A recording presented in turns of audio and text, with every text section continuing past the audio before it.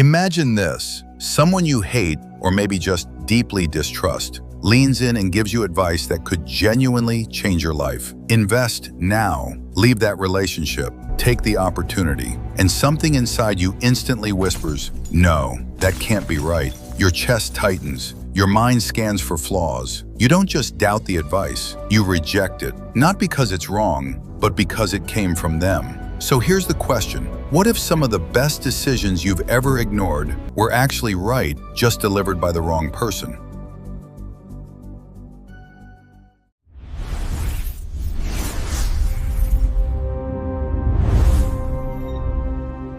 There's a hidden glitch in the human mind, one that silently sabotages relationships, negotiations, and even your own future. Psychologists call it reactive devaluation. It's a cognitive bias where we automatically undervalue an idea, suggestion, or opportunity simply because of who it came from, not what it is. But here's the unsettling part. You don't feel biased when it happens. You feel rational. So why does your brain do this? And how many opportunities have you already lost because of it? Segment 1. The Invisible Enemy: How it was discovered.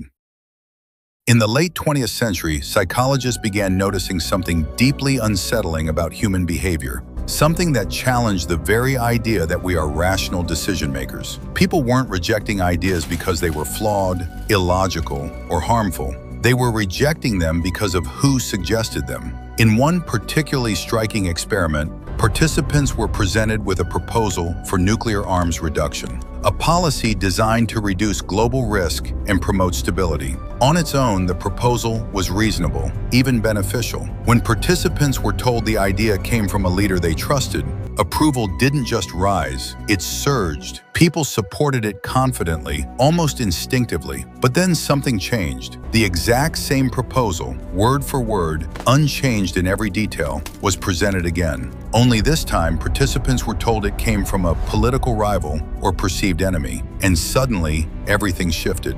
Approval didn't just drop, it collapsed. In many cases, it was cut nearly in half. Same words, same potential outcome, same benefits, but a different source. And just like that, what once felt safe now felt suspicious, even dangerous. This wasn't logic at work. It wasn't careful reasoning or objective analysis. This was something deeper, faster, more primitive, a mental shortcut wired into the human brain to quickly sort friend from foe. Your brain wasn't calmly asking, is this a good idea? It was asking something far more instinctive. Do I trust the person who said it? And if the answer was no, the idea never stood a chance. It didn't matter how effective it was. It didn't matter how necessary it might be. The moment the source was rejected, the message was condemned with it. Segment 2. The Psychology: Why Your Brain Betrays You. Reactive devaluation isn't random. It doesn't just appear out of nowhere. It's the result of several powerful psychological mechanisms working together beneath your awareness, shaping your judgments before logic even has a chance to speak. 1. The us versus them instinct. Your brain is deeply wired for tribal thinking.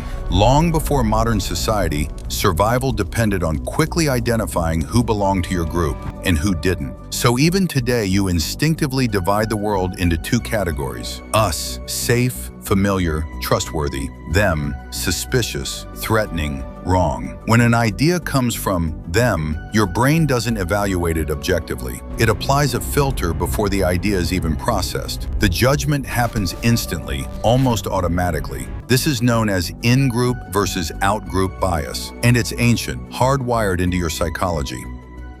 2. Distrust as self-protection.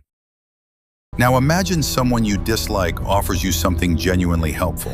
Instead of relief, your brain feels tension. Why? Because accepting it would force you to confront something uncomfortable. Maybe they're right, maybe you're wrong. And that threatens your identity, your sense of being consistent, correct, and in control. So your mind steps in to protect you. It creates doubt. There must be a hidden agenda. There's probably a catch, even when there isn't one. 3. Cognitive dissonance: the inner war. Let's say you strongly dislike someone, and yet they give you brilliant advice. Now your mind faces a contradiction. How can someone I reject produce something valuable? This creates cognitive dissonance, a mental discomfort that demands resolution. But instead of updating your opinion about the person, which is difficult, your brain takes the easier route. It downgrades the value of the advice. The idea becomes not that good. Not because it isn't, but because accepting it would force you to rethink your beliefs, and changing beliefs is hard. 4. Loss aversion, the fear of being fooled. Humans are wired to fear loss more intensely than they value gain. So when a rival offers something beneficial, your brain becomes hyper-alert. What if this benefits them more than me? What if I'm being manipulated? That fear creates hesitation, suspicion, resistance, and in the end, you reject the offer. Not because it lacks value, but because the risk of being wrong feels more dangerous than the possibility of being right. Segment 3. Real life, where this happens every day. Reactive devaluation isn't rare. It's not some obscure psychological glitch. It's everywhere, quietly shaping how you think, decide, and react in everyday life. Politics. A policy can sound intelligent, balanced, even necessary until you find out which political party proposed it. In that instant, perception shifts. What once felt reasonable suddenly becomes dangerous, biased, or even stupid. Nothing about the policy has changed. Not the facts, not the outcomes, not the logic. Only the label has changed. And somehow, that's enough to rewrite your entire judgment. Workplace. Think about that one colleague you don't quite like. They suggest a solution in a meeting, and almost instinctively, you start finding flaws. You question it, you resist it, but later, someone else, someone you respect, repeats the exact same idea. Now it sounds sharp, insightful, worth exploring. Same idea, different source, different reaction. Relationships. Your parents give you advice. You've heard it 100 times. You roll your eyes, dismiss it, maybe even feel irritated. Then a friend casually says the same thing, almost word for word. And suddenly, it feels deep, meaningful, almost profound. What changed? Not the message, just the messenger. Consumer behavior. You scroll past a product not because it's bad, but because you don't trust the brand behind it. Another brand offers something similar, and now you're interested. The decision feels rational, but it isn't entirely. And the scariest part? You don't realize you're doing it because it doesn't feel like bias, it feels like judgment. The twist and application.